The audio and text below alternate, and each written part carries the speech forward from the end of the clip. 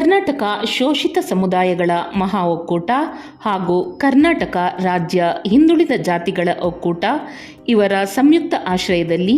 CM Siddaramaiah ಅವರ ತೇಜೋವಧೆ ಖಂಡಿಸಿ ರಾಜ್ಯ ಕಾಂಗ್ರೆಸ್ ಸರ್ಕಾರವನ್ನು ಅಸ್ಥಿರಗೊಳಿಸುತ್ತಿರುವ ಬಿಜೆಪಿ ಜೆಡಿಎಸ್ ಕುತಂತ್ರಗಳನ್ನು ವಿರೋಧಿಸಿ ಪ್ರಜಾಪ್ರಭುತ್ವದ ರಕ್ಷಣೆಗಾಗಿ ನಾಳೆ ಮಂಗಳವಾರ ಆಗಸ್ಟ್ 27ರಂದು ಬೃಹತ್ ರಾಜ್ ಭವನ್ ಚಲೋ ಕಾರ್ಯಕ್ರಮ ಹಮ್ಮಿಕೊಂಡಿರುವ ಹಿನ್ನೆಲೆಯಲ್ಲಿ ಬೆಂಗಳೂರು ನಗರ ಪೊಲೀಸ್ ಕಮಿಷನರ್ ದಯಾನಂದ್ ಹಾಗೂ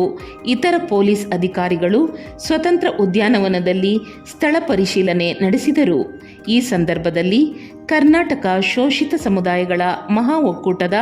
ರಾಮಚಂದ್ರಪ್ಪ, ಅನಂತ್ ನಾಯಕ್, ರವಿಕುಮಾರ್ ಸೇರಿದಂತೆ ಮತ್ತಿತರ ಮುಖಂಡರು ಹಾಗೂ ಪದಾಧಿಕಾರಿಗಳು ಹಾಜರಿದ್ದರು.